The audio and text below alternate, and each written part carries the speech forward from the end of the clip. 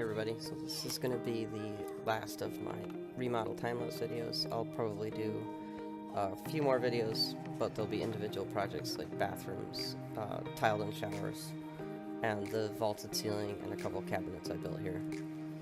So this is the downstairs apartment in the bed and breakfast we remodeled. This is the bathroom, taking it apart right now. So originally it was about half the size we made it. So we completely demoed the interior, removed all the lath and plaster. As you can see, made quite a mess. And I didn't get it recorded, but you can see the plywood floor that I'm walking on there. I did rip up the original plank flooring in the bathroom. It was twisted and out of level, and I wanted it perfectly level and flat for the tile, so that was ripped out and completely replaced, except for under the shower, because the shower's pan is leveled inside of its curb, which leaves me the ability to only cut out the portion that is for the floor tile. So that wall that I'm working on right now, part of that was the original wall, which I didn't need to remove, so I'm extending the studs up to the ceiling, and I'm going to put a plate up and frame out the raised ceiling in the bathroom, which is what my customer wanted. That's why we pulled the ceiling out in the first place. He wanted to raise the ceiling up and just get that extra ceiling height. And through the wall there you can see that barrel ceiling. If you haven't subscribed, I would definitely encourage you to do so, because that's going to be one of the next videos, and that is something you'll rarely get to see, is work like that. It's going to be quite a show to show how it was done. So back to the bathroom. I'm running my vent, etc. now before I close everything up. And here's my 7-year-old son, who's been helping me on the project, cleaning up the floor for me.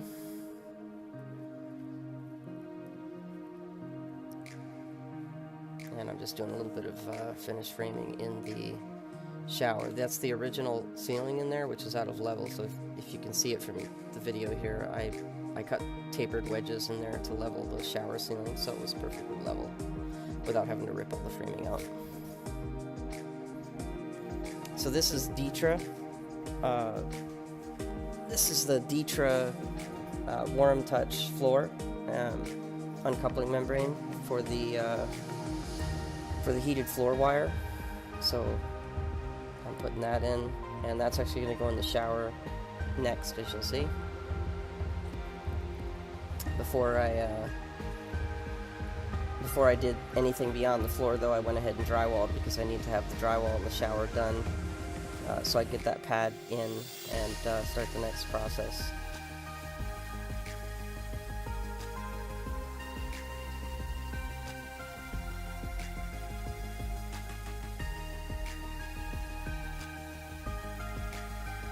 My customer just happened to have a piece of green board, which is just a different brand of moisture-resistant drywall, which is why you see we put it in there.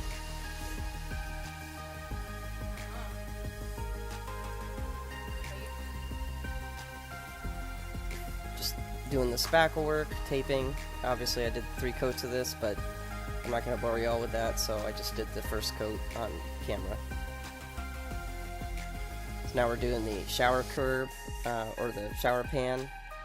So we're putting down our 15-pound felt, and then I'm stapling down wire mesh over that, which will provide a reinforced masonry layer for our mortar bed. Now both of the showers we did here, the upstairs one and this one, are both mortar bed showers. I actually have grown to really like the foam pans. They're a little bit pricey, but when you factor in the materials and time it takes to put in a mortar pan, they're definitely nice, but both of these showers are angular, and a mortar pan is just the way to go in that case. Sorry about the weird lighting here. I'll get it adjusted down here in a second. I must not have realized it when I was working on it. So anyway, the mortar pan goes in, and then you can see what I actually had to consult with Schluter on this, because I haven't run into this before, but the Curdy drain you pre-install in your mortar bed, and then after your mortar bed sets up a little bit, you pull it back out and install your Ditra underlayment cut that out for the drain, and then you reseat the drain in a bed of thin set so that that's flush with the top of the Detroit. That's important because the wire has to, or after you put your wire in, you need to waterproof with your Curdy fleece, and your Curdy fleece has to seal down to that drain. So I actually lost a day because I had to contact Schluter on that and just get their, I wanted their confirmation that that was the way to do that, so that I knew I was within their parameters on the installation. So this is the fleece. I'm putting down my Curdy fleece for the pan, for the curb, and then because I did the Detra on the uncoupling membrane on the floor, I went ahead and waterproofed it right down to the floor. So it's actually, the entire shower is waterproofed, including the corners where it meets the drywall, so in case somebody let water run out of the shower for somebody left the shower door open or something, it won't even affect the drywall. You won't see it in the video, but even in that right hand corner down there, that was fleeced as well. So, but anyway, I'm applying the fleece to the shower here, and I've got a shower niche that I put in, fleecing that now.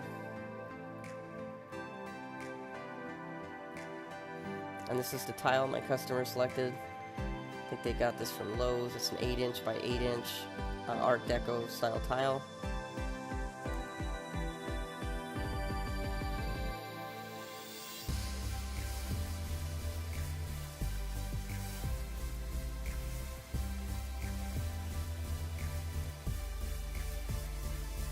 And that's my son again helping me out. He actually peeled all of the stickers off of the 8x8, so I didn't have to stop between each tile and take those off.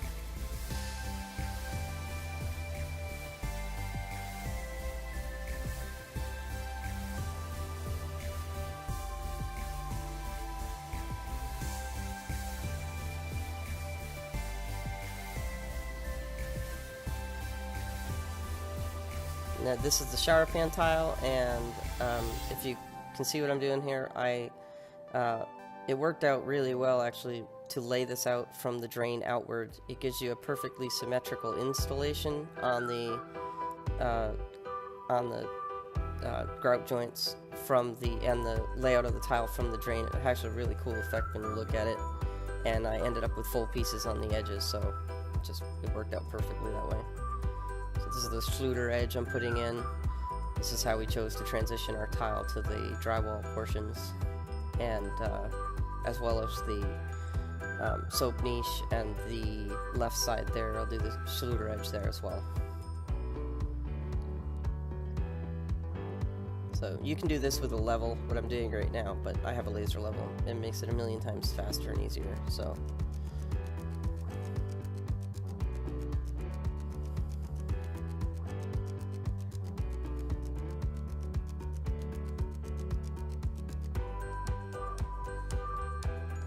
And you can see this is going up pretty quick, and the reason that is if you take your time and you make sure your work is perfectly level and perfectly plumb.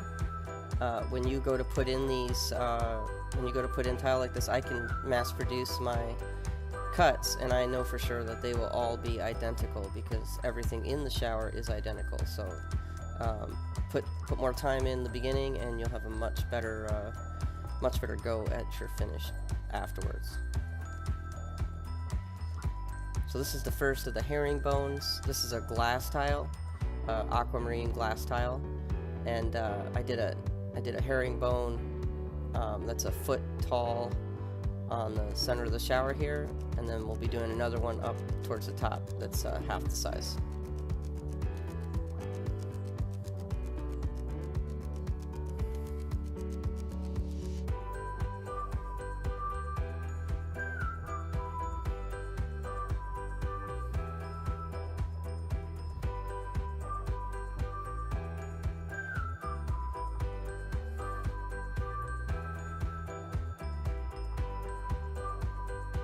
See that Schluter edge has been used on the shower niche, gives it a nice clean rounded finish.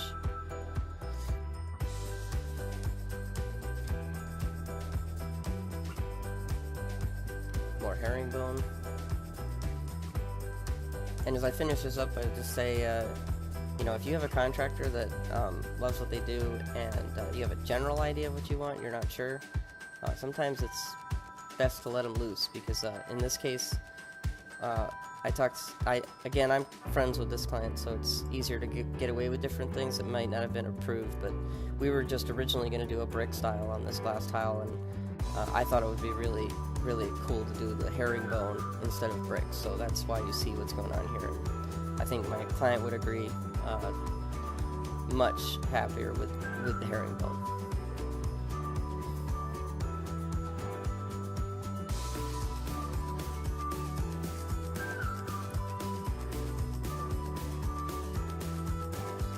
So we're out of the shower now and finishing up the last wall. Actually, this was the shiplap.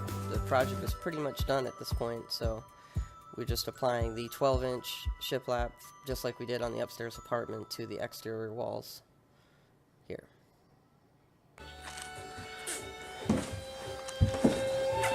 Alright, so Roger just finished doing the ceiling, right, buddy?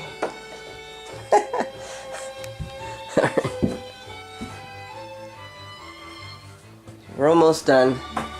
I just finished the beam, and we're putting a light in there, so I left those last two pieces are just pinned right now, and then I've got a filler, a rabbited filler that goes in there and finishes it off, so waiting to do that, but